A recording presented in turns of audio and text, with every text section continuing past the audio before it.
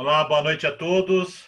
Obrigado pela presença aqui no mais uma webinar da ABTT, tá?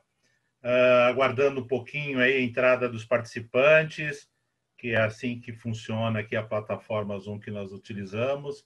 Quando a gente libera a sala, acaba entrando de forma gradual aqui, tá? Nosso palestrante já está aqui, o Eduardo. Já vou apresentá-lo a todos aí, né? Então, vamos lá, Eduardo, um minutinho só. Então, vamos lá. Engenheiro Eduardo, ele é engenheiro têxtil profissional e mestre, com mais de 20 anos de experiência em empresas nacionais e multinacionais, com gestão da qualidade nas operações, gestão de processos, desenvolvimento de produtos, engenharia, ensino, treinamento e gestão de equipes. Uso do Lean Manufacturing como ferramenta diária de trabalho, orientação técnica sobre o fluxo de processo produtivo, assessoria em células de produção com ênfase na eficiência produtiva no setor de costura, o uso do Design Thinking para criar equipes de alto desempenho para resolver problemas complexos da produção. Então, pelo que os nossos amigos participantes estão aqui verificando, é um profissional com conhecimento altamente eficaz, né, e direto para nós, para poder compartilhar todas essas informações, tá bom? Já orientando a todos que quem quiser fazer perguntas, por favor, já podem ser feitas, né, que o Eduardo terá o maior prazer de responder a todos, tá bom? Eduardo, boa tarde, muito obrigado por ter aceitado esse nosso convite. Por favor, a palavra é sua. Muito obrigado, Nelson. Obrigado a todos que estão nos prestigiando nesse momento de compartilhar um pouco nossas experiências e dialogar sobre a sustentabilidade das empresas. Estou muito feliz aqui, então, ter esse momento, esse webinar, junto ao prestigiada ABTT, que é indiscutivelmente uma grande força do corpo técnico brasileiro, né? Representa todo o poderio da maior indústria do hemisfério sul, dessa indústria têxtil. Então, eu fico muito honrado de ter esse momento compartilhado com todos vocês também, técnicos, engenheiros, em todo o Brasil e, quem sabe, até nos nossos países vizinhos aí, que estejam nos prestigiando. Então, vamos então começar a falar hoje. Eu não sei, o senhor Nelson tem mais alguma consideração antes de eu entrar? Eduardo, acredito assim, tem ainda o pessoal, a gente acabou iniciando bem às 18 horas, né? Então hoje agora são 18h03, pelo menos no meu relógio aqui. Então, assim, acredito que tem mais pessoas que irão ingressar, Certo. né? Mas a gente pode trocando um bate-papo aí, e eu fazendo já uma pergunta para você. Certo. Pelo seu bio, né? A sua biografia, né? Não deu para entender por que você entrou para a indústria têxtil. Veja só, isso realmente são acasos, né? Porque eu comecei como estudando engenharia civil, né, na faculdade, mas eu não era do ramo têxtil e simplesmente por uma questão de oportunidade, de destino, né, a gente dá uma guinada na vida, em que a UERJ ela tinha lançado uma parceria junto com o CETICT em 1987, ia ser o segundo curso que ele estava oferecendo de engenharia têxtil, tinha estado alguns 4 ou 5 anos antes, ele tinha feito a edição, e depois o CETICT refez essa edição junto com a parceria com o UERJ. Abriu novas vagas de um curso de uma universidade pública, que era a parceria UERJ-CETICT. Fiz o teste, passei entre os 50, né, era bem concorrido na época, eram uns 500 pessoas tentaram entrar nessa oportunidade e 50 conseguiram, dentre eles eu. Que parabéns, viu? Bacana, viu? Então, vamos lá, pode começar a sua apresentação, tá? Ok. Que a gente realmente sabe que vai ser com grande conteúdo e relevância para todos nós, tá bom? Ok, vamos compartilhar a tela. Pois bem, novamente, nossos cumprimentos com todos, mas vamos começar a falar hoje, o tópico da nossa no nosso webinar é a sustentabilidade industrial da moda brasileira.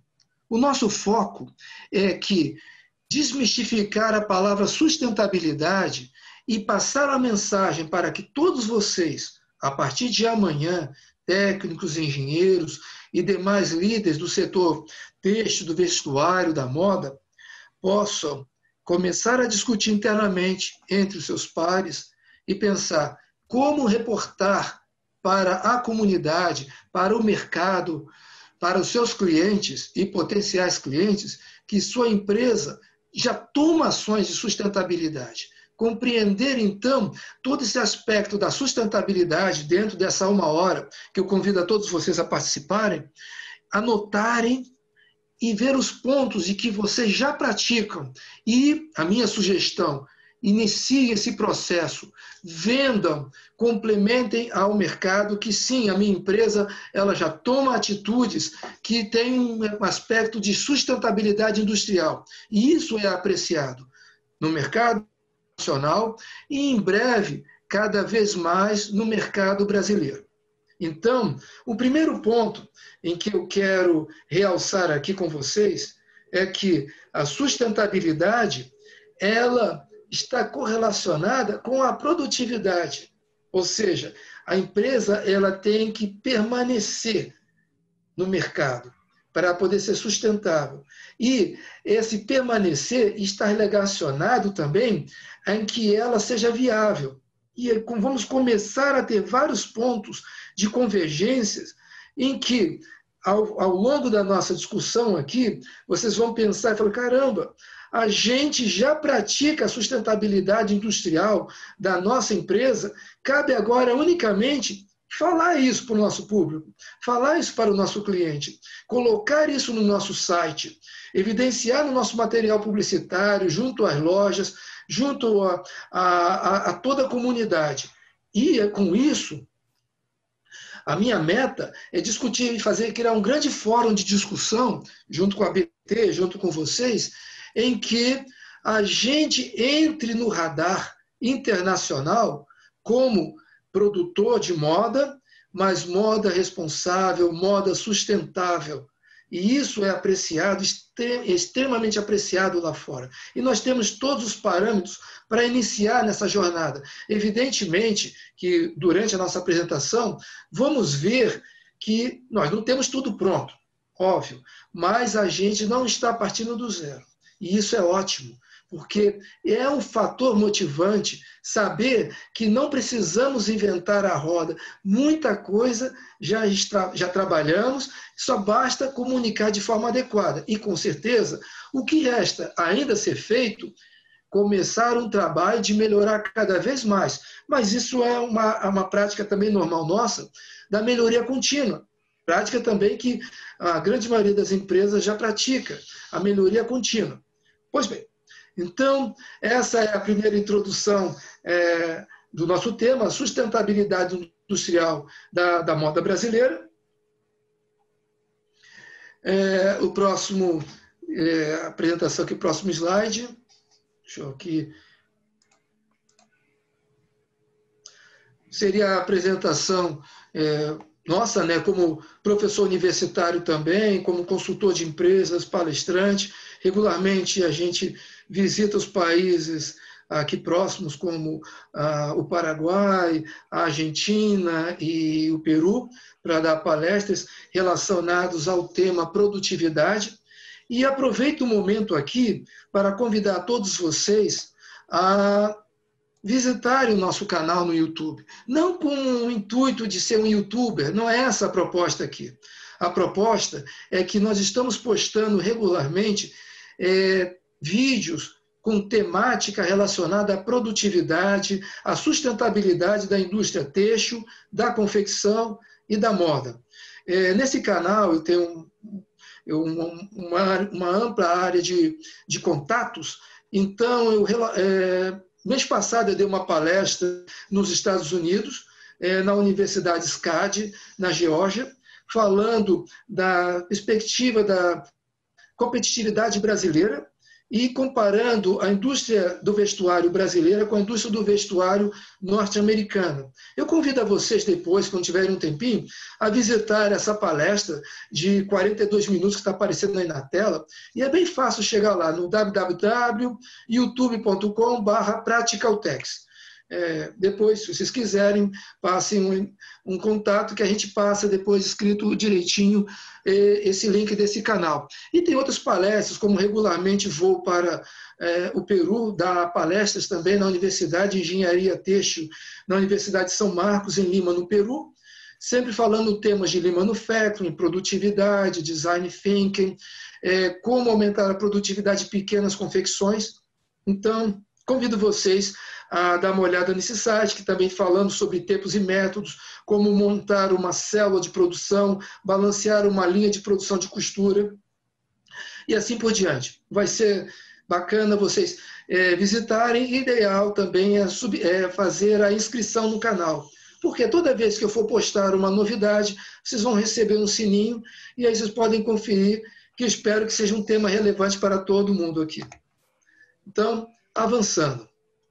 Sustentabilidade industrial da moda brasileira.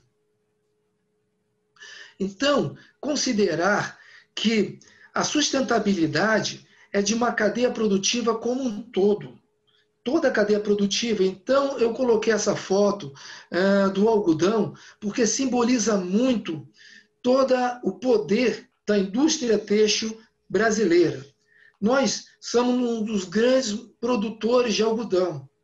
Nós somos o segundo maior produtor de algodão, perdendo para os Estados Unidos, mas tendo algumas vantagens com relação aos Estados Unidos, no que eu discuto até naquela outra palestra que eu fiz junto com os americanos, em que lá nos Estados Unidos a cadeia produtiva deles está fragmentada, eles têm uma dificuldade de processar o algodão que produzem, eles têm que exportar o algodão de forma em fardos. E eles não têm toda uma cadeia que consiga absorver a fiação deles, não consegue absorver toda a produção deles de algodão e nem as tecelagens, sendo então eles forçados a exportar esse material e importar tecidos ou até produtos já confeccionados.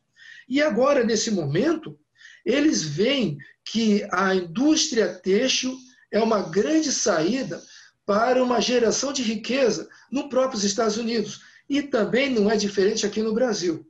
Então, nós temos como grande vantagem, uma mensagem passar aqui, é que sim, nós temos um grande poder para gerar riqueza neste país através da indústria têxtil, começando no plantio do algodão, da fiação, tecelagem, do seu beneficiamento, confecção, da moda criativa que encanta o planeta inteiro com a moda praia, com essa alegria, com esse colorido, com o carnaval, com a natureza. Sim, o Brasil, sem fazer muita força, já tem uma mensagem muito forte lá fora. Cabe agora, nós engenheiros, nós técnicos, nós líderes da área da moda, têxtil e do vestuário, a unificar o discurso e trabalhar também essa vertente e transmitir essa visão da sustentabilidade industrial da moda brasileira, da qual os consumidores do exterior e logo, logo do Brasil também vão ter uma nova exigência, a exigência de uma compra responsável, de uma compra da qual ele está adquirindo um vestuário do qual toda a cadeia produtiva ela foi respeitada com relação à natureza, respeitada em relação ao ser humano, ao trabalhador que gerou aquela riqueza e que a sociedade como um todo. Isso no Brasil, nós temos mais do que condições, porque nós temos uma das leis trabalhistas mais avançadas do mundo, né? Então, muito do que nós já fazemos, nós não reportamos, porque nós não tínhamos ciência do quão forte nossas leis trabalhistas são, nossa produção, ela gera muita riqueza, muito bem-estar, só cabe agora a gente começar a dar essa mensagem para o consumidor final, ele valorizar cada vez mais o produto nacional, por ser um gerador de riqueza, de bem-estar social, enfim, trabalhar essa visão e enobrecer o nosso consumidor nacional, e com certeza essa mensagem vai ser rapidamente compreendida lá fora e facilitar em muito a exportação dos nossos produtos, já que o que não falta no Brasil é terra para aumentar a quantidade de área para o algodão e de trabalhadores disponíveis para aumentar a produção do nosso cartel, da nossa planta têxtil e do vestuário. Mas, durante a nossa palestra, nós vamos discutir sobre alguns pontos limitantes e como nós vamos poder trabalhar esses pontos limitantes que possam aumentar a produtividade e a sustentabilidade industrial da moda brasileira. Primeiramente, falando do mercado internacional, uma vertente muito discutida é o fast fashion e o slow fashion. Primeiramente, eu gostaria de discutir com todos vocês sobre o slow fashion e da onde ele surgiu. O slow fashion, é uma visão de uma moda responsável e de que ela tenha que ela respeite todos os parceiros e principalmente ao planeta. Esse conceito ele é originado a partir dos pensamentos de um jornalista chamado Carlo Petrini. Esse escritor também, em 1987, ele criou um movimento chamado Slow Food, aonde ele convida as pessoas a ter hábitos mais saudáveis quanto à alimentação. Então, é uma forma de você se alimentar de uma forma correta e gerar mais bem-estar e estar também preocupado com toda a cadeia de produção do alimento e ter essa responsabilidade ao adquirir o seu alimento, tomando em consideração também de qual forma ele foi produzido. Pensando nisso, a estilista Kate Fleschner, ela, 20 anos depois, em 2007, cria o conceito, a partir do slow food, do slow fashion, aonde ela levanta a bandeira de que o consumidor deve levar em consideração de que qual forma que os produtos que a pessoa está adquirindo do vestuário foram produzidas. Se as fábricas elas geraram um ambiente onde respeitavam e pagavam de forma coerente aos funcionários, dando uma atitude de uma vida digna para a sociedade ao seu redor, respeitando ao meio ambiente, tendo não somente durante o processo de produção, mas também o processo de transporte, de armazenamento, tudo olhar e transmitir a mensagem para o consumidor da moda responsável, da moda slow fashion. Uma outra vertente que a Kate ela levanta a bandeira é que do consumismo, não tão forte aqui no Brasil, mas ano passado eu passei uns 2 meses na Inglaterra e eu pude ver quão agressivo é o consumismo naquele país, na Europa, em qual as pessoas elas ficam, geralmente, elas usam uma peça do vestuário 2 ou no máximo 3 vezes, sendo que tem algumas pessoas que só utilizam uma camiseta uma única vez e literalmente jogam fora. Usam 2 vezes uma camiseta e jogam fora. É comum, então, mais de 50% dos jovens utilizar uma peça do vestuário 2 ou no máximo 3 vezes.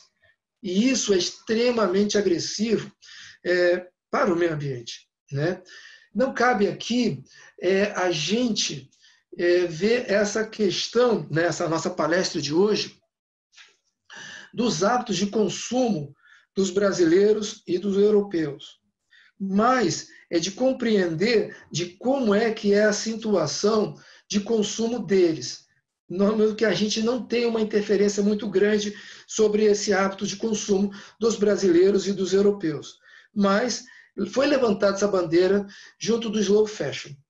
Um segundo ponto em que a Kate ela levanta, e aí vai em convergência com a palestra de hoje, pessoal, é da sustentabilidade.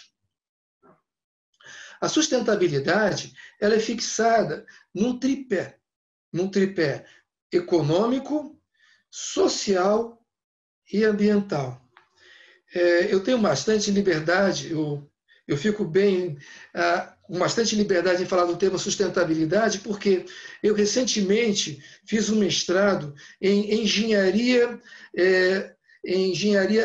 sustentabilidade industrial na universidade, aqui na Unip, em São Paulo. E durante esses 2 anos de mestrado, a gente pôde estudar muito a fundo de todos esses aspectos da questão da sustentabilidade. E o que eu venho aqui passar para vocês hoje é que a empresa, para ser sustentável, ela tem esses 3 pontos do tripé: econômico, social e ecológico. Mas acontece, do que eu vejo hoje em dia, junto ao mercado, junto à mídia, é um reforço unicamente na questão ambiental. E isso não se torna verdadeiro.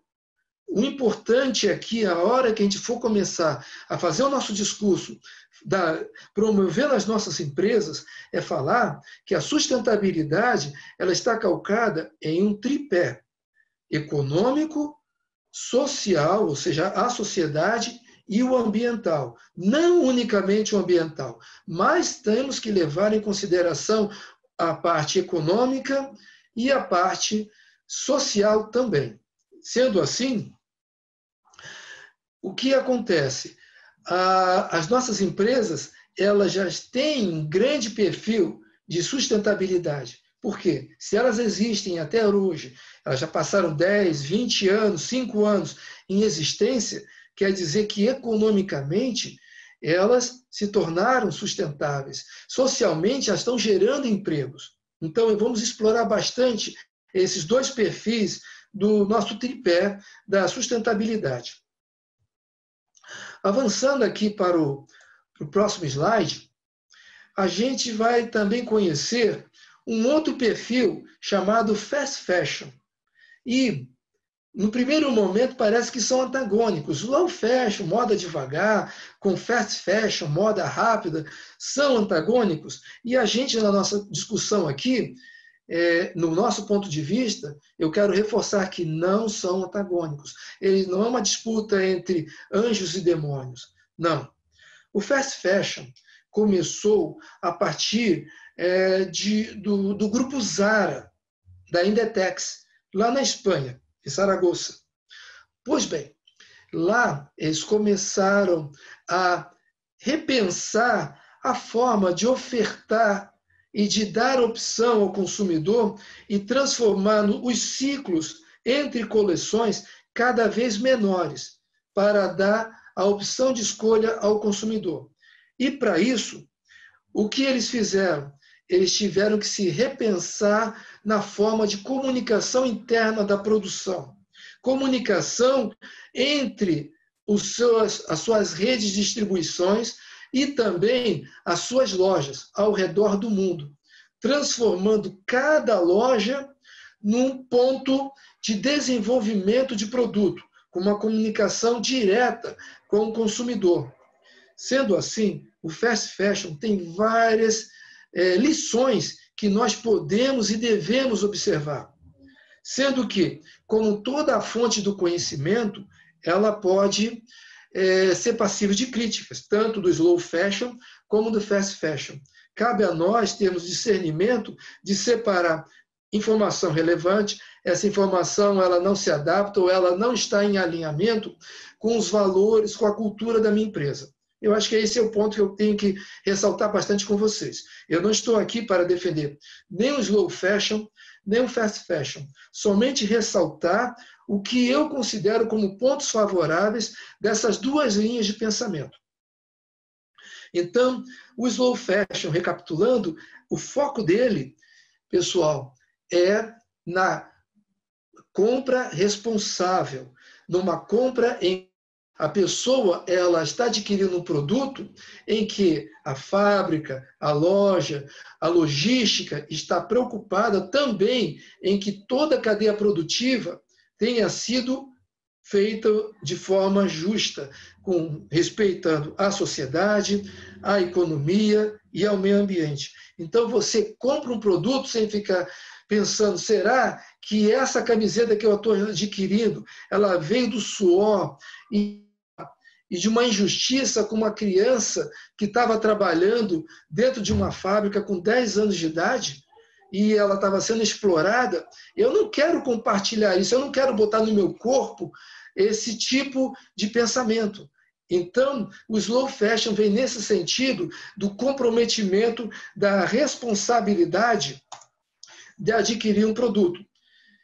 Bem, o fast fashion, ele vem na ótica da versatilidade, da rapidez da comunicação, em que o gerente de vendas de uma loja, ele era o desenvolvedor de produtos, porque ele conversa com o cliente, ele então consegue mapear semanalmente os gostos daquela loja, daquele público, daquele shopping e cria uma coleção específica para aquele shopping, que esteja alinhadas com o desejo daquele grupo de consumidores. E essa comunicação, a Inditex e o Grupo Zara, o Grupo Inditex, conseguiu fazer uma maestria de gerar uma comunicação muito versátil, muito rápida e que traduz em atender ao desejo do consumidor. E que isso é maravilhoso. Você ter uma empresa que consegue escutar o que o consumidor quer é importante para poder satisfazer o cliente. Porque tem um ditado que diz que o cliente tem sempre razão. Eu não concordo com esse ditado. Eu concordo que o cliente é a razão da empresa. Sem o cliente, a empresa não existe. Então, o cliente é a razão. Não é que ele tenha sempre razão, ele é a razão da empresa. Sendo assim, temos que unir que a produtividade ela vai sustentar a empresa. A produtividade, essa comunicação mais ágil, vai criar um ambiente em que a empresa vai perdurar, ela vai se sustentar. Ou seja, ela vai gerar riqueza econômica, que vai atender a um pé da sustentabilidade, ela vai gerar empregos, que vai ser mais um pé da questão do social, que é mais um pé da sustentabilidade social, econômico e ambiental. E o ambiental é o ponto em evolução.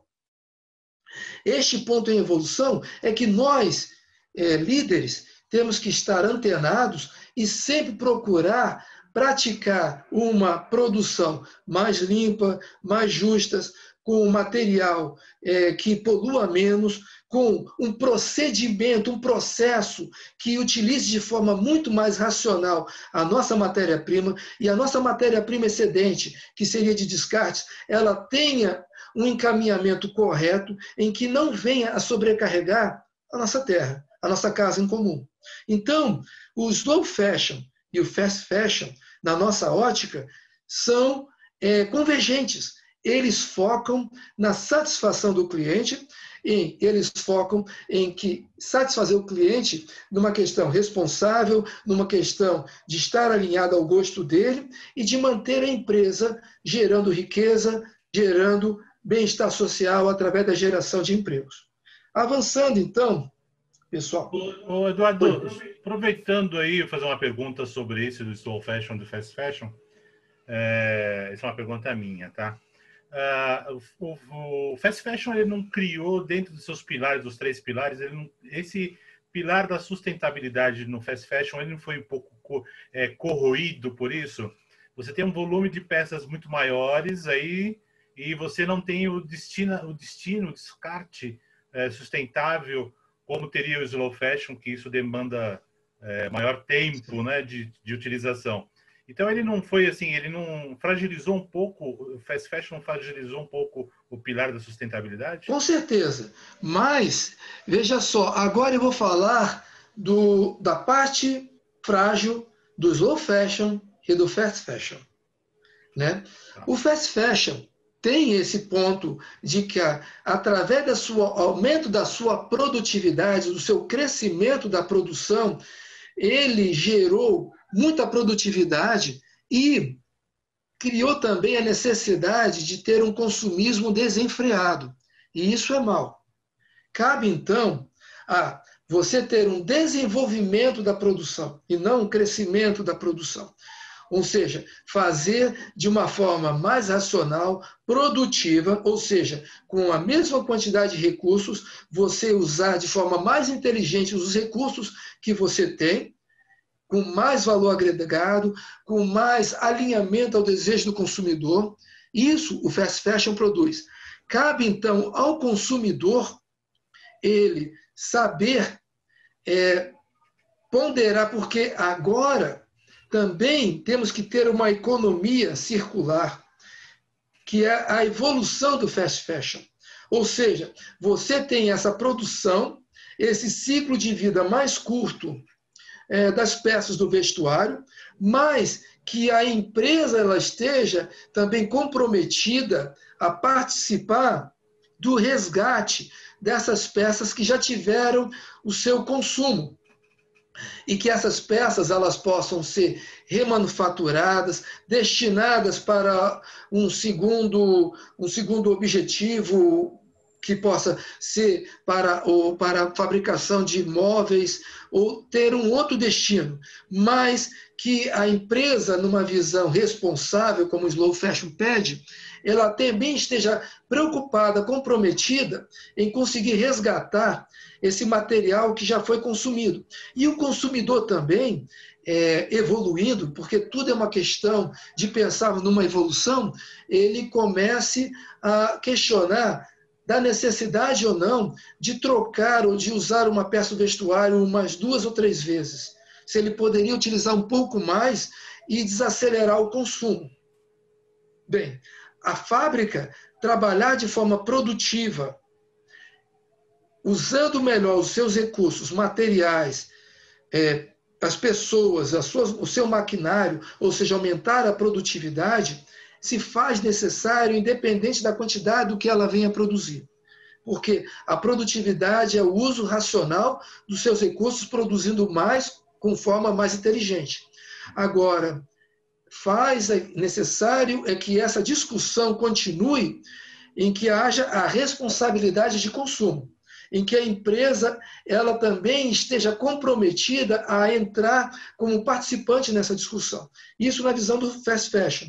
Agora, a crítica que eu faço ao slow fashion é que reduzir a produção unicamente preocupado em não criar uma grande oferta de produtos, isso também se torna danoso, porque a moda ela vai parar de evoluir.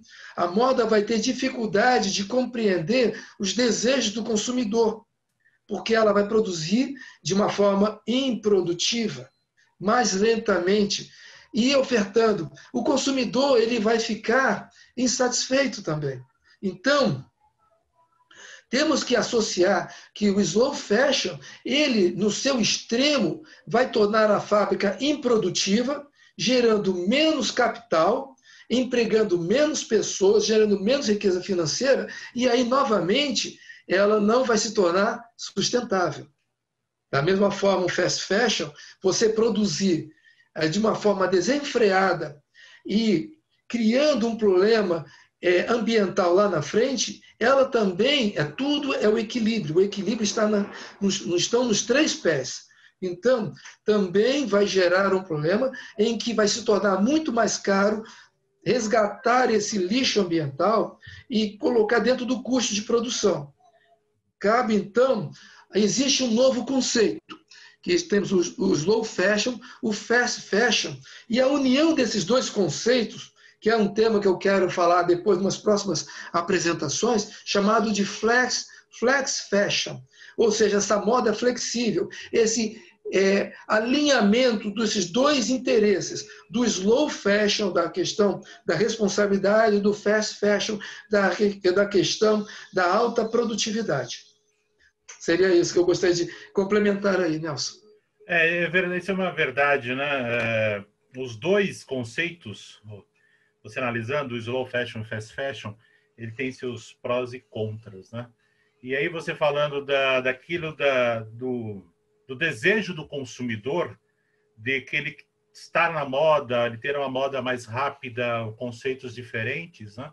Então ele tem que, às vezes, ele tem que pôr na balança o que ele quer. Ele quer ter produtos diferenciados ou então larga um pouco da sustentabilidade, meio ambiente, que são a logística reversa. Tem uma pergunta aqui já para você, da logística reversa, que ainda a gente não conseguimos, eu não sei se na Europa e em outro lugar conseguimos, mas aqui no Brasil a gente não consegue, tá? E a questão também do fast fashion que eu vejo foi desses itens que você mencionou. Grandes operadoras de moda aí acabaram sofrendo na contratação de mão de obra escrava e tudo mais, porque a demanda é muito grande e você precisa produzir, e às vezes você não tem de uma forma oficial, né, a produtividade, e aí você acaba pelo âmbito do negócio indo para esse caminho, né? Então o consumidor tem que às vezes analisar. Então tem aquele consumidor que é o slow fashion. Olha, eu prefiro ser sustentável, mas eu vou ficar na moda um pouco mais atrasada do que o fast fashion, que eu quero estar na moda. E essa outra vertente que você acabou de falar, que é o flex fashion. Então, cada um tem que fazer, né? Mas, infelizmente, em termos de sustentabilidade, em termos de meio ambiente, eu vejo que, você pode complementar, que nós estamos muito atrasados, né? Você vê descarte de material, até eu recente, fui levar meu cachorro para passear numa praça perto da minha casa, uma máscara de uso social jogada no chão, entendeu? Então ali é um produto têxtil que ali não vai ser reciclado, jogado na praça, né? E possivelmente, será que isso tem uma contaminação e tudo mais? Então existe uma discussão muito grande sobre isso. Então, é nesses três pilares que você falou. Temos aí a parte sustentável do meio ambiente, sustentável de empregos, né, de geração de emprego, de empregabilidade, e de se manter empregado, também é uma empregabilidade, né? Então seria isso mesmo para uma apresentação futura aí sobre o flex fashion. O que é importante ressaltar aqui é que o foco dessa apresentação de hoje é que você, que está nos assistindo, a questionar-se como eu vou colocar tudo isso e comunicar para o meu consumidor, porque é a partir do consumidor consciente é que o mundo vai evoluir. A demanda, ela puxa a melhora, ou seja, o consumidor vai puxar por um mundo melhor. Um consumidor consciente, ele vai exigir uma moda sustentável, uma moda responsável, porque as duas são sustentáveis, tanto o slow como o fashion. Depende de como você trabalha direitinho o fast e o slow, as duas são bem sustentáveis. Mas você tem uma responsabilidade de toda a cadeia produtiva, de todo o ciclo do pós-produção, através dessa economia circular, e também do fast fashion, de você também conseguir escutar o consumidor. Porque se você se isola e faz uma cadência mais lenta, uma produtividade menor, você acaba se isolando e fazendo a não moda. A moda é saber escutar os desejos do consumidor. E o Grupo Zara, a Inditex, sobre com maestria, criar toda uma cadeia de comunicação em que rapidamente consegue traduzir desejo em produção. Mas esse rapidamente é positivo, no sentido de saber escutar o consumidor. E isso faz parte do mercado para manter a empresa existindo. Porque uma empresa que não consegue se comunicar, ela vai ter dificuldade. Ou seja, a proposta dessa palestra hoje é que você tenha mais uma fonte de comunicação, comunicar ao mercado que a sua empresa é sim sustentável, porque ela faz isso, isso, isso, e a gente vai falar vários pontos em que você vai poder incluir no seu portfólio de apresentação da sua empresa. Perfeito. E agora, vamos localizar o Brasil. Olha lá, pegamos a lupa, está lá o Brasil. Gente, o Brasil ele está numa posição não muito atrás da produção do vestuário, mas unicamente porque nós somos um mercado gigantesco, de mais de 200 milhões de consumidores, mas não como grande exportador. O Brasil, ele perde na produção para países como Bangladesh. Se você olhar no mapa, é um país minúsculo. E o Brasil tem mais do que condições de produzir para abastecer a esse planeta inteiro de uma forma sustentável, gerando riqueza financeira, gerando empregos, criando também indústrias responsáveis em qual respeitem o meio ambiente, enfim, uma geração de riqueza, de bem-estar para todos e ofertando produtos de qualidade, não unicamente para o Brasil, mas para fora também. Mesmo com o cenário do Brasil não tendo característica de como exportador do vestuário, de moda, ele vende a moda, ele vende a cultura, o sonho do belo, do carnaval, da natureza. Isso o Brasil faz muito bem, só que ele não coloca o material junto a reboque. Ele vende o carnaval, ele vende a visão da praia, mas não coloca junto o vestuário lá, na gôndola das lojas ao redor do mundo, e que poderia gerar, e que poderá gerar muita riqueza para o nosso país. Mesmo com esse cenário, o setor da moda já é o segundo maior empregador desse país, perdendo para a construção civil. O setor da moda, ele emprega muito. E a grande vantagem é que, com baixo investimento, um operário pode tornar-se em um empreendedor, o que é diferente do setor da construção civil, que necessita de uma grande quantidade de capital para você comprar um caminhão, comprar todos os equipamentos, construir toda aquela estrutura, ter um engenheiro para poder ter uma construtora, criar um prédio. Tem que ter uma estrutura grande, tem que ter um conhecimento, uma equipe, uma base de conhecimento bem legal. Já na moda, isso não se faz tão necessário, pelo menos para as microempresas, que são a grande maioria do nosso plantel do vestuário no Brasil. Então, a indústria da moda, ela é extremamente estratégica, tão quanto aqui no Brasil, como eu conversei há pouco lá nos Estados Unidos. Eles estão olhando com muito carinho, porque eles veem uma solução rápida para o problema social que também eles afligem por lá. Eles também têm essa questão da empregabilidade, e a moda, o setor do vestuário é a solução, é a saída. Mas nós temos um problema. Deixa eu colocar aqui. Mas temos um problema aqui. O que eu quis dizer colocando essa imagem aqui?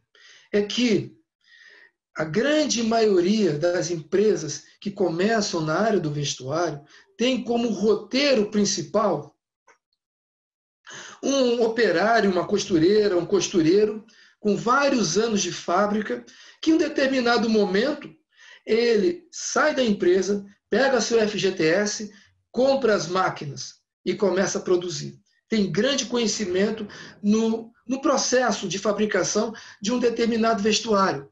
Mas, em paralelo, ele se vê de um dia para a noite de operário para empreendedor. E quando ele veste o chapéu de empreendedor, ele vê que o conhecimento que ele tem de produção não é o suficiente para tocar a empresa.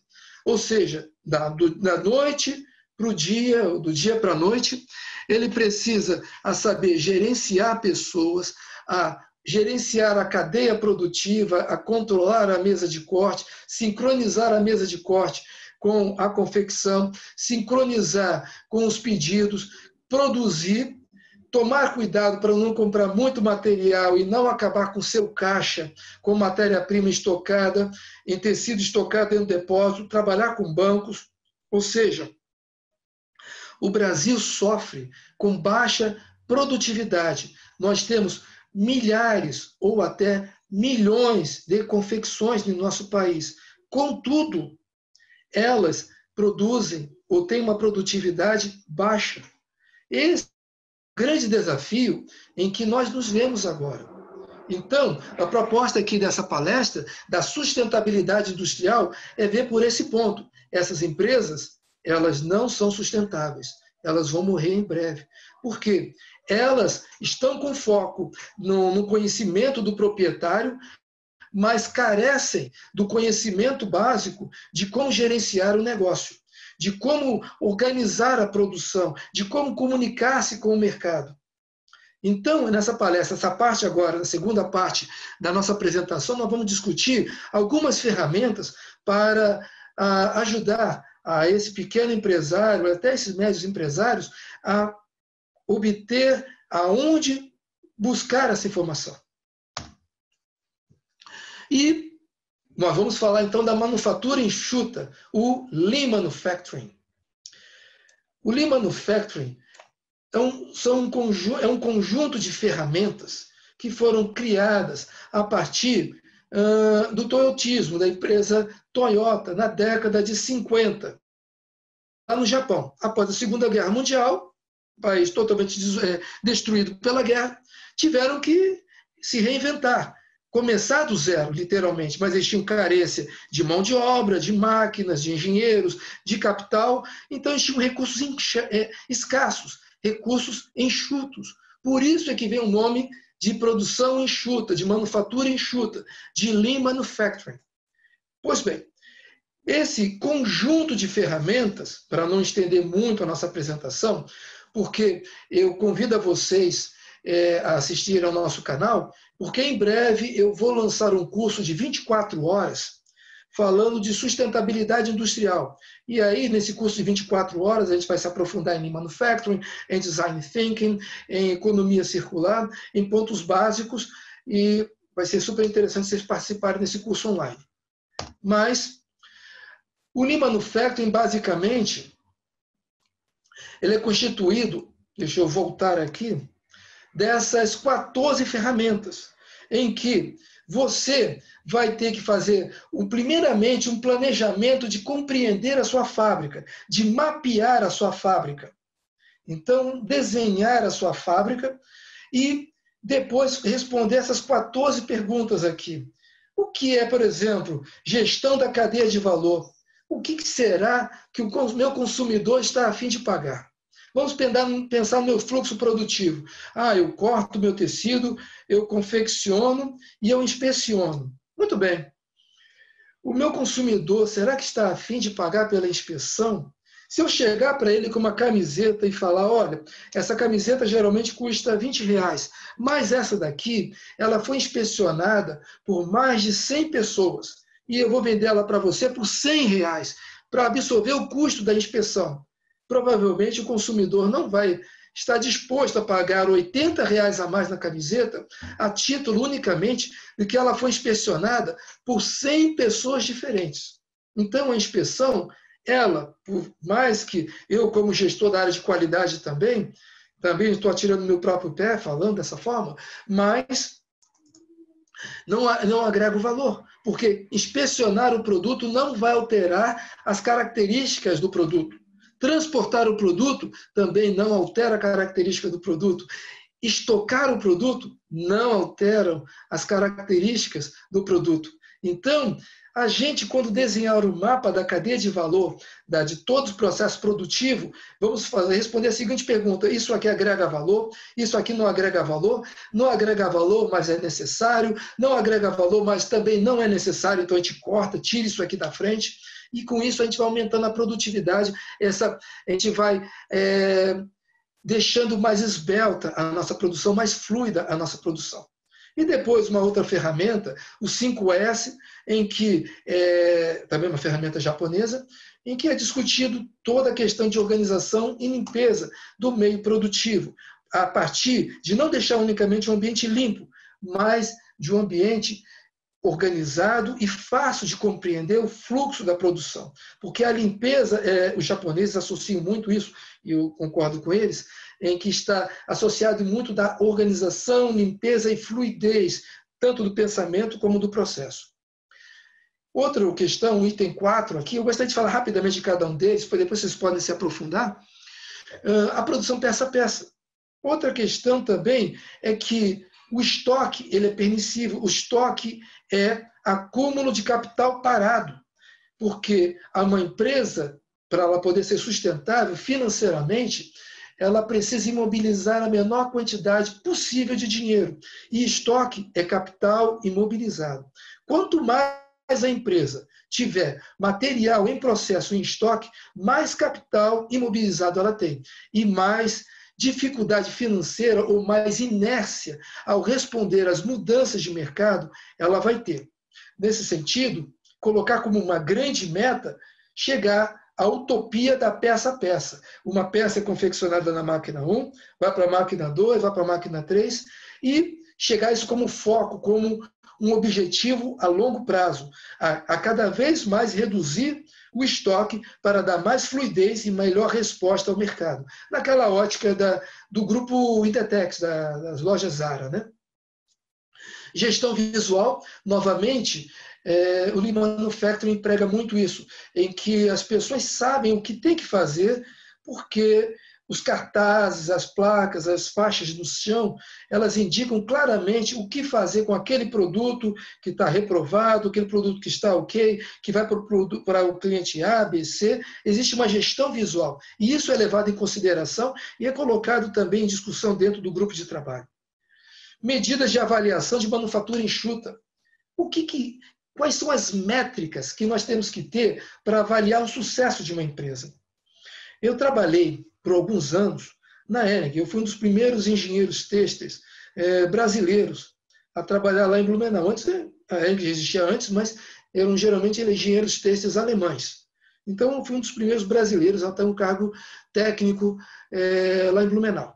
Pois bem, lá tinha uma medida de avaliação muito interessante, que não está alinhada com o Lean Manufacturing, que a Hennig queria ser, naquela época, não é na atual situação agora, na década de 90, ela queria ser a maior indústria têxtil do mundo. E, para isso, ela queria contratar 10% da população de Blumenau. Ou seja, ela queria ter muita gente trabalhando, e isso era uma medida de sucesso para a empresa naquela época.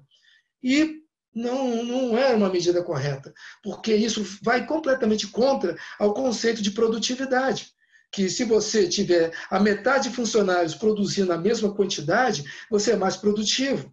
Então, repensar quais são as suas medidas de sucesso e quais são o que realmente importa ser medido. Será que é a quantidade que está sendo produzida? Será que com a quantidade de recursos, o quanto eu produzo, correlacionar, então, o que eu tenho de recursos com o que eu produzo ou somente com o que eu produzo?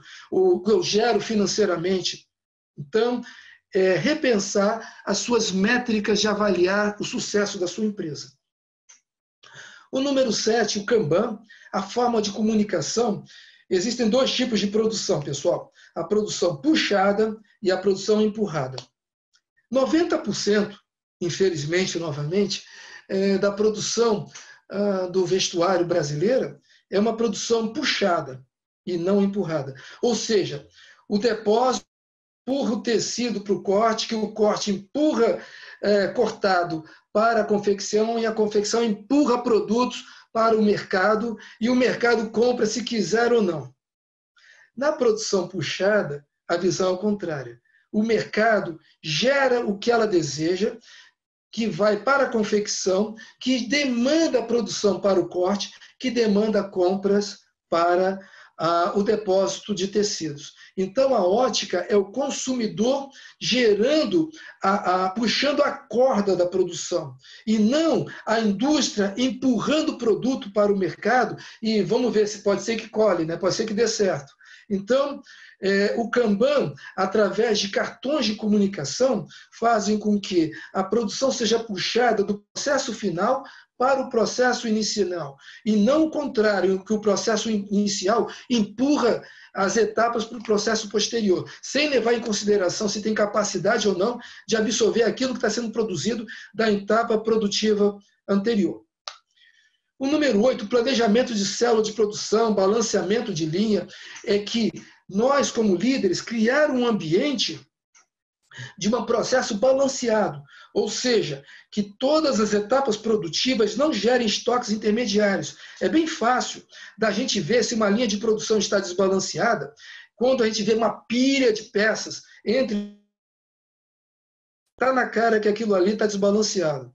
E é muito cômodo para o costureiro, né, ficar costurando dentro de uma linha desbalanceada, porque é praticamente impossível de calcular a produtividade de uma linha desbalanceada, porque ele pode trabalhar ou muito rápido ou muito lento, ele vai ter aquela pilha enorme e a produção vai ser dada, por incrível que pareça, pessoal, pela máquina de costura mais lenta.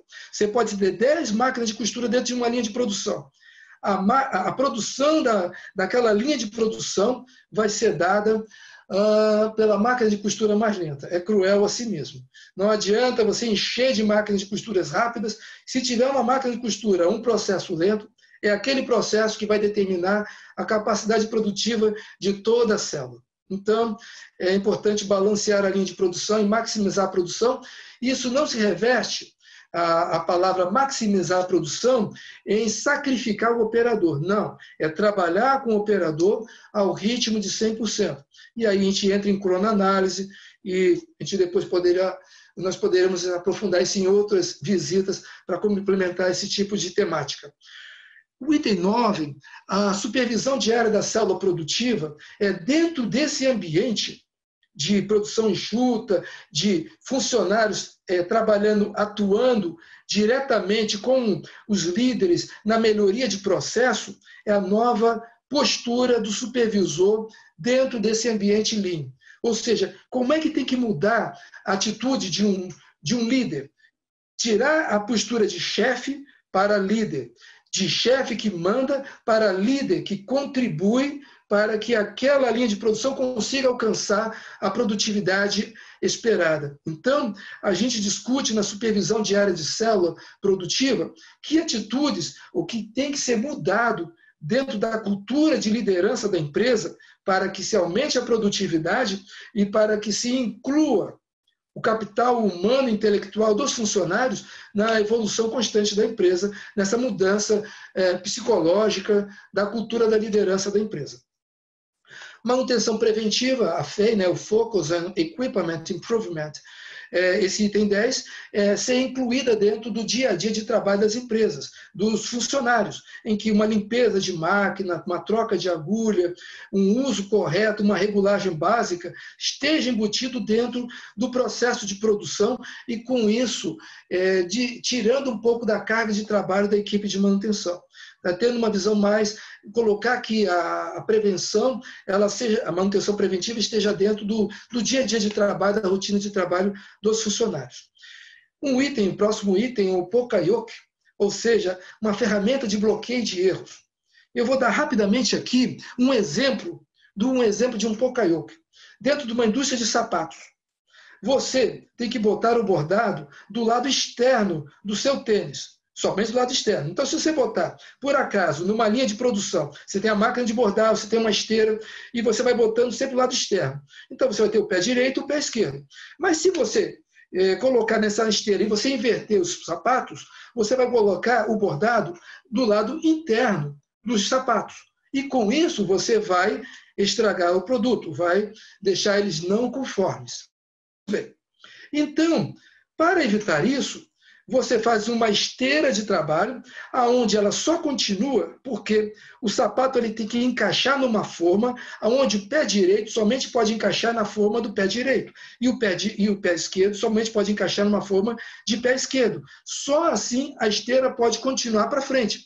Você não vai conseguir encaixar um pé direito na forma do pé esquerdo, e vice-versa. E isso é um dispositivo Pokayoke que simplesmente bloqueia definitivamente o bordado na parte interna do sapato. É um exemplo, então, pessoal, de um dispositivo. São outras ferramentas também, somente lá no nível de explicação.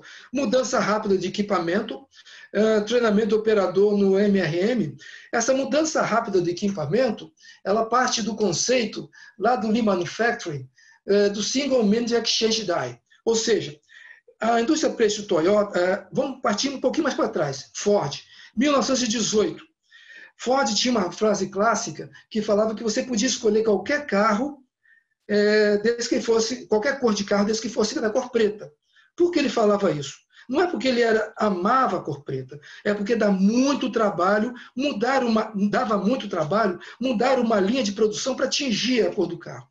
Então ele preferia pintar só de preto os carros para não ficar trocando ferramental na sala de pintura. Os japoneses começaram a pegar nesse problema e trabalharam durante 20 anos e criaram toda uma filosofia chamada de Single Minute Exchange Die, ou seja, a mudança rápida na cor de tingir em um único minuto. Ou seja, antes demorava 3 minutos e hoje antes demorava 3 dias, perdão, e hoje demora 3 minutos para trocar todo o ferramental dentro da sala de pintura e pintar uma outra cor de carro. Entendeu? Partiu então de uma costura de todas as estratégias que a gente pode colocar dentro da máquina de costura, dentro da célula de produção, em trocar a disposição das máquinas de costura o mais rápido possível e ser discutido com o grupo, para diminuir o tempo de troca de coleção, de troca de produtos dentro da célula de produção, usando os conceitos do mudança rápida de maquinário. Depois disso, nós temos o 13, que é o Kaizen, em que se tem toda uma metodologia de você convidar as pessoas, os trabalhadores, a participar da solução e não serem parte do problema. E tudo isso com uma estratégia de monitoramento das melhorias contínuas. Ou seja, você ser o maestro, coordenar todas essas ações através de um plano e acompanhar para ver se esse plano está sendo alcançado ou não. Mas temos, de novo, pessoal, um desafio. Tudo isso que eu falei exige uma grande carga de motivação, criatividade e inovação. Não sua, porque você já é um líder, você já é motivado, criativo e inovador. Mas toda a sua fábrica, toda a sua equipe. E como conseguir isso? O seu papel, o que eu convido aqui, não é ser criativo, inovador ou motivado. O seu papel é que você crie um ambiente na fábrica em que estimule que pessoas que já são criativas, inovadoras e motivadas possam florescer. Esse é o desafio. E a ferramenta que eu convido a todos vocês a utilizarem é o Design Thinking, em que vocês vão criar um ambiente em que vão repensar a cultura da empresa e colocar muito claro que na cultura da empresa é extremamente valorizada a pessoa que já vem, porque é mesmo que ética, né? As pessoas, elas vêm com motivação no coração, elas têm aquele desejo de serem criativas e inovadoras. Contudo, se a empresa é um deserto, aquela semente bonita, aquela pessoa bacana que veio com aquela motivação toda, com aquela criatividade, com aquela inovação, mas aquela semente bonita, botar dentro de um deserto, vai morrer, vai secar. Então, o seu trabalho é criar um ambiente fértil, um terreno fértil, onde que uma pessoa criativa, inovadora e motivada possa florescer e ser de exemplo para estimular outros a começar a também estimular essa cultura interna da empresa. O Design Thinking fica a pensar todas as estratégias nesse sentido. E aí, pessoal, vem, dentro daquele nosso curso que nós vamos oferecer em breve, falar que o Design Thinking é o pensamento de projeto. É você colocar todas as suas estratégias para valorizar o pensamento criativo e inovador e motivado dentro da empresa, ou seja, todas as pessoas que tenham isso, que você consiga criar um ambiente que ele possa colocar a sua criatividade, a sua inovação em prol da produtividade da empresa, em prol da sustentabilidade industrial do seu empreendimento, da sua empresa. E aí, outras 3 ferramentas que eu convido a vocês a aprofundar-se é o OKR, Objective Key Results, usado na Google, no Facebook, ou seja, simples. Quanto mais simples, melhor. Coloque objetivos claros e compartilhe com toda a empresa aonde a sua empresa quer chegar. Objetivos claros e palpáveis. E o Objective Key Result, o OKR, Esse OKR é isso, é que todo mundo sabe para onde a empresa quer chegar de forma clara e objetiva. Outro ponto legal é o personal buyer, da forma que o grupo Indetex, o grupo Indetex prega, compreenda os desejos do consumidor e reverta isso de forma clara para o seu meio produtivo. É você criar o personal buyer, uma pessoa imaginária que representa 90% do seu mercado. Um homem de 35 anos, solteiro, que vive numa metrópole, que tem esse hábito de consumo, e aí você cria todo um ambiente para atender aquela pessoa imaginária, aquele personal buyer, aquele consumidor que representa a grande parte do seu mercado de consumo. E uma outra ferramenta são as duas ferramentas de comunicação, o Kaizen e o Brainstorm, que são as reuniões, que são os eventos de melhoria contínua da sua fábrica, da sua indústria. Mas, pois bem, agora, avançando mais um pouquinho, a gente precisa de ajuda. Quem é que vai poder ajudar-nos nessa empreitada, na evolução constante da sustentabilidade industrial? Habilitar a nossa empresa para esse pós-Covid-19, ou seja, para esse mundo novo que vem pela frente, para esse mundo cheio de oportunidades, com abertura de novos mercados internacionais, que estão ansiando por novos mercados, novos fornecedores de... Poxa, que bacana, eu gostaria de ter uma camiseta do Brasil. Então, existe um mercado lá fora ansioso, que está ansiando por nossos produtos, mas a gente precisa de ajuda. E essa ajuda se chama conhecimento. Aonde obter esse conhecimento? O primeiro ponto que eu sugiro são os círculos acadêmicos. Procure promover o estágio de engenheiros, de técnicos, que estejam próximos da região de vocês, para que venham com ideias novas, engenheiros têxteis, técnicos têxteis, administradores de empresas, que venham estagiar na empresa de vocês, que venham colocar novas ideias, que venham dar uma chacoalhada em todo o ambiente e colocar o novo, o desafio, a inovação dentro da empresa de vocês. Um outro ponto muito importante que pode ajudar as empresas é a participação do Estado, um Estado parceiro, um Estado em que ele esteja junto com você, junto às feiras internacionais, um Estado em que vê que a geração de empregos é benéfica para a sociedade, é benéfica para o município, para o distrito, um Estado que seja parceiro, que esteja com mãos dadas com a indústria, porque é uma forma, para não dizer a única, da criação de riqueza de um país, que é a indústria. Corpos técnicos, em pensar em que valorizar a prata da casa, valorizar os técnicos, os engenheiros, a costureira, o supervisor, a faxineira, todos, enobrecer tecnicamente, prover cursos, treinamento, discussões e escutar, principalmente escutar a costureira que passa tantas horas fazendo uma determinada operação e pergunta, não tem uma maneira mais simples de resolver isso? Eu poderia ter, mas aqui sempre falta a linha de costura. Eu estou aqui nessa minha operação e está sempre faltando a linha de costura. Ouça, existe uma ferramenta no Lean Manufacturing que se chama Gemba. Gemba quer dizer vá e veja. Ou seja, ela convida a todos os líderes, principalmente o presidente da empresa, a colocar dentro da sua rotina mensal, a andar no meio da fábrica, a conversar com os operadores, a praticar o Gemba. Ou seja, escute e veja.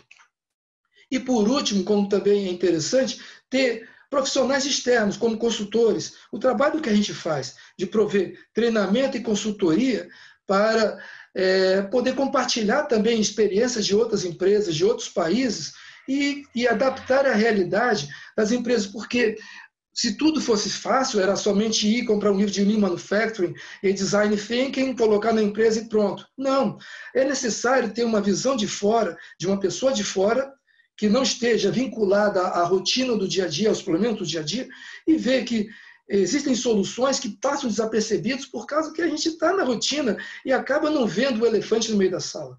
Então, a ajuda pode vir desses 4 players, né, das universidades, das escolas, do CETICT, do SENAI, própria BTT com seus corpos técnicos, do Estado, do corpo técnico da própria empresa e de consultores externos também, que podem ajudar nesse sentido. Bem, novamente, convidando a vocês a participar, assinar o nosso canal e muito obrigado pelo espaço. Bom, Eduardo, valeu aí a sua apresentação. É muito enriquecedor isso, essa troca de experiência que temos entre os profissionais, né, que cada consegue ir trilhar um caminho de conhecimento, de aplicação dentro das suas indústrias, né? Vamos algumas perguntas que fizeram aqui, algumas colocações.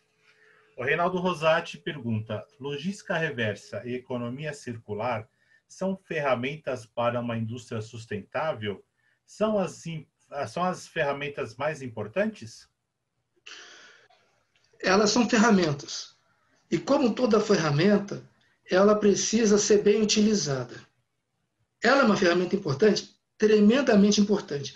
Eu não gosto de colocar a palavra mais importante, porque a palavra mais importante, ela inibe todas as outras formas de se procurar um pensamento criativo e inovador. Então, eu sempre considero que todas as opções são válidas e devem ser exploradas e podem ser melhoradas. O que nós conhecemos hoje de economia reversa, e a economia circular também, essa logística reversa e a economia circular, são modelos europeus, em que estão bem mais solidificados lá. Nós estamos pegando esse conhecimento e tentando adaptar para a realidade brasileira. Contudo, nós temos que tropicalizar todo esse conhecimento que está na América do Norte e na Europa para a realidade brasileira. Essa tropicalização exige muita criatividade e inovação. Exige, sim, que temos que tropicalizar o que está sendo feito lá fora, respeitando as nossas realidades, a nossa realidade cultural, a nossa realidade financeira e disponibilidade de maquinário e de logística, porque nós não temos essa cultura, principalmente no consumidor. Ele não conhece. Então temos um trabalho enorme pela frente de que já foi feito lá na Europa, do que já foi feito na América do Norte, de conscientização do consumidor dessa responsabilidade de devolver a roupa para um centro de coleta, de que depois esse centro de coleta possa dar um destino nobre, em que exista um investimento em maquinário que consiga reutilizar esse material. Aqui no Brasil, mesmo que eu venha coletar uma camiseta de poliéster, o que eu vou fazer com isso? Eu vou ter que picotar, eu não vou conseguir transformar ela em acetato, porque eu não tenho a planta aqui no Brasil, eu tenho na Itália. Na Itália eu tenho como remanufaturar as fibras sintéticas de poliéster, de poliamida, o nylon. Eu posso remanufaturar, mas aqui não. Aqui eu vou picotar, fazer o que com ele? Enchimento para travesseiro, alguma coisa nesse sentido. Mas aqui eu vou começar a misturar fibras. Então, tem que ser repensado e é um processo de formiguinha. Nós temos que começar. A gente não pode abaixar a cabeça e falar, não dá para fazer. Não, dá para fazer, é importante, tem que ser feito. Só que a gente não pode ficar frustrado que a gente não vai estar no mesmo patamar, na mesma velocidade que os europeus e os norte-americanos. Mas a gente tem que começar. Eu acho que nós temos sim começar a vender a ideia, a botar, a publicar, que nós apoiamos a logística reversa, que nós apoiamos a economia circular. Estamos começando, as nossas iniciativas são pequeninas, mas estamos começando.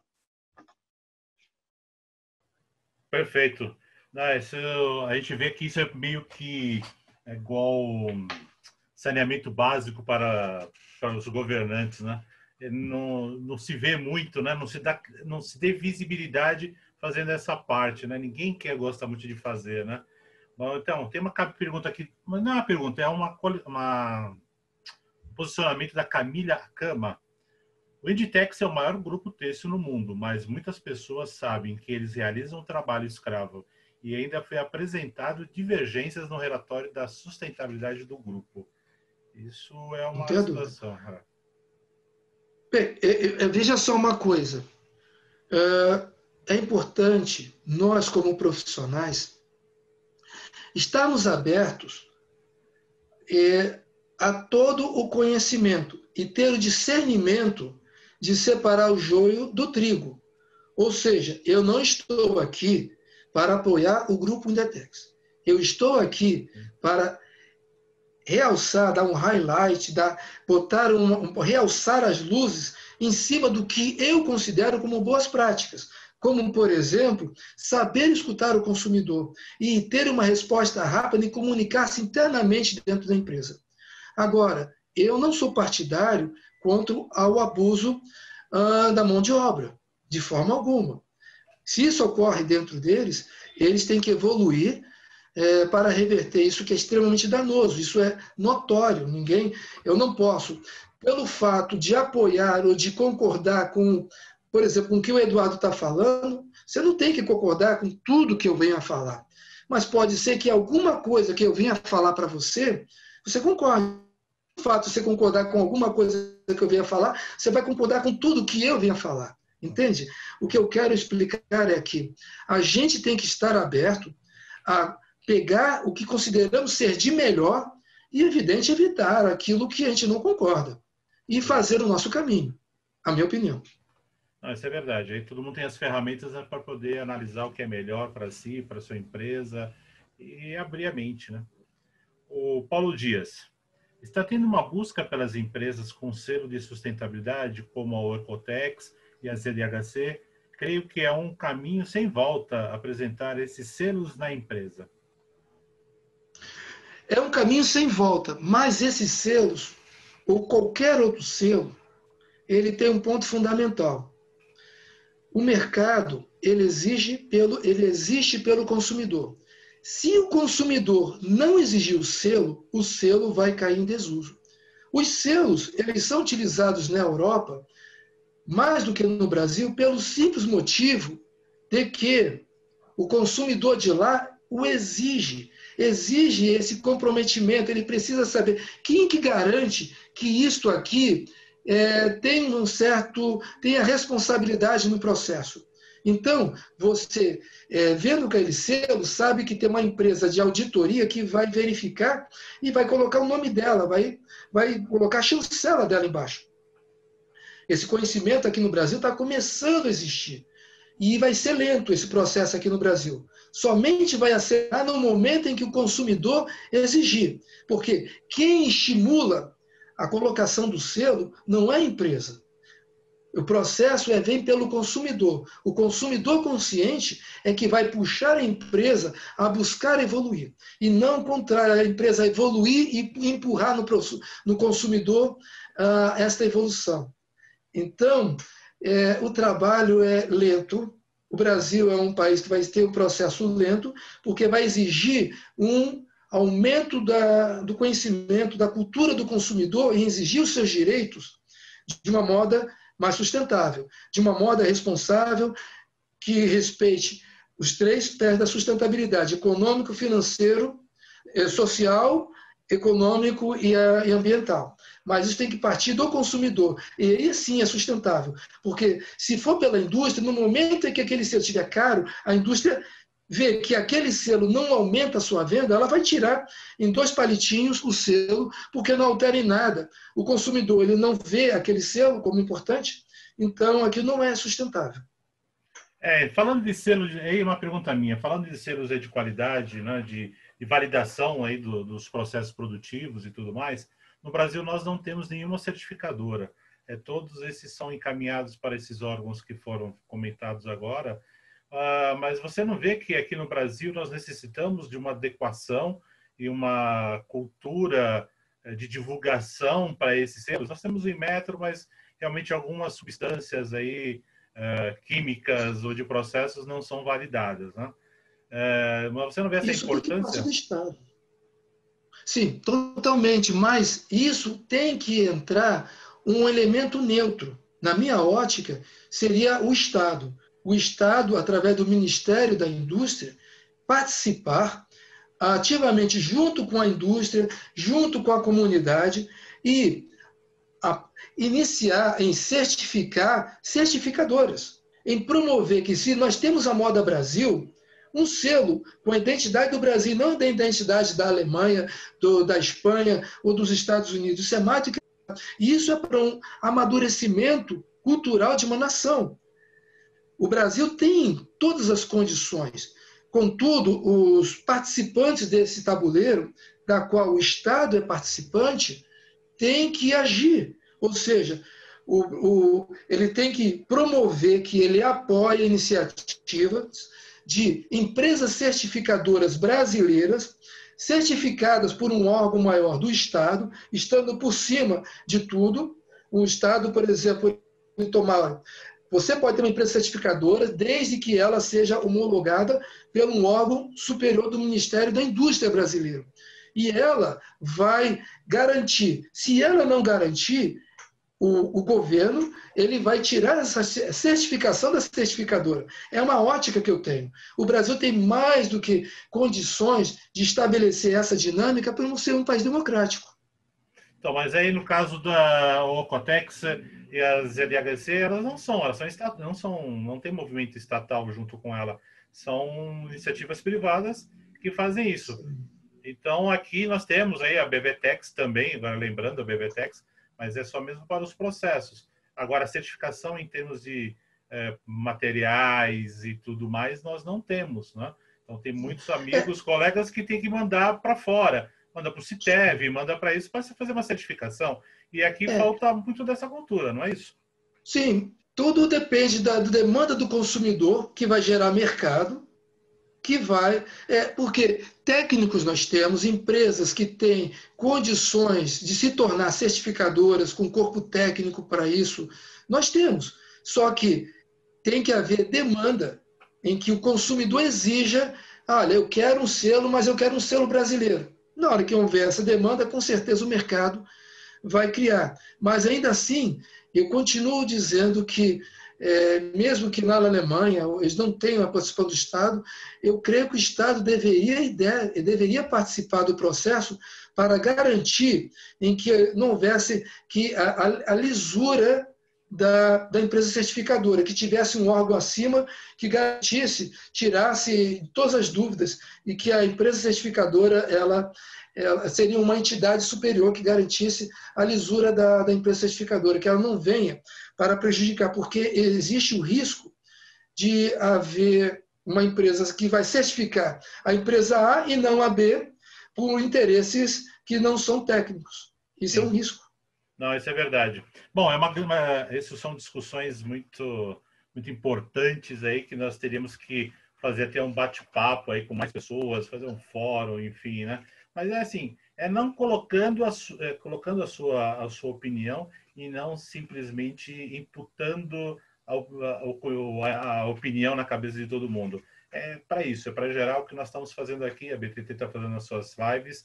A gente está levando conteúdos referentes a muita informação, né? Tem muita informação aí, e que é para que as pessoas possam desenvolver mais ainda com essa informação, vamos falar, prévia que nós estamos fazendo, de uma hora e pouquinho, né? É isso que é o gostoso, é isso que é o importante, né? Tá aqui, nós temos nossos participantes aqui ouvindo, participando da live, fazendo seus questionamentos, tendo seus questionamentos na cabeça, que aí vão procurar outras informações. Isso é muito bacana, isso nos engrandece a BTT, né? Ter o prestígio dos participantes, o prestígio de você, Eduardo, como palestrante.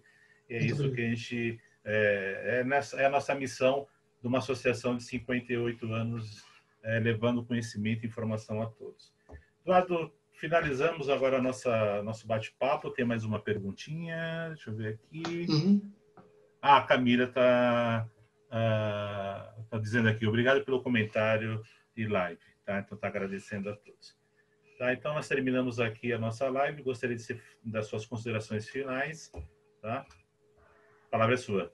Bem, primeiramente, agradeço a todos vocês a compartilhar o tempo de vocês conosco, em que esse momento precioso, em que convido a vocês, coloquem a sustentabilidade dentro da pauta de discussão, dentro da comunicação de suas empresas, a sustentabilidade industrial, comunique-se com o mercado e que a sua empresa é sustentável e ela está nesse processo de melhoria contínua, buscando sempre novas ferramentas, sempre novas ações e reportando isso ao mercado. E com isso, a nossa expectativa é que você consiga novos mercados aqui no Brasil e com certeza lá fora também. E com isso também promova a discussão do design thinking, ou seja, enobreça seu corpo técnico interno, promova a discussão interna, dê treinamento para esse pessoal, e com isso essa jornada da melhoria contínua que não termine mais. E prestigie também, visita o nosso canal, e estaremos lá sempre lá postando novidades sobre o mundo têxtil da moda, para compartilhar com vocês. Tá bom, Eduardo. Bom, aproveitando aí o gancho do Eduardo, essa live, a partir de amanhã, nesse horário, já estará disponível para acompanhamento, quem quiser ver novamente, ou então verificar que o conteúdo é relevante para alguém, compartilhar para alguém que assista, né? Divulguem, tá? Então é importante se inscrever lá no canal e ativar lá o sininho, dar o seu joinha, porque com isso qualquer live que qualquer conteúdo, na verdade, que a gente colocar no canal, você fica sabendo, tá? E acompanha a gente nas nossas redes sociais, no Facebook, no Instagram, no LinkedIn, tá? Curtam lá, sigam-nos lá nessas nossas publicações. Temos publicações aí praticamente todos os dias, com alguns conteúdos bacanas aí de informação, tá? Te agradece a presença de todos, tá? Mas nessa semana teremos mais uma live que será compartilhada a informação para todo mundo que quiser. E mais uma vez, muito obrigado. Eduardo, muito obrigado mesmo por você se dedicar a isso e levar conhecimento para nós, trazer a sua experiência. E vamos fazer futuras apresentações, futuros bate-papos, tá bom? Um abraço a todos e boa noite. Boa noite.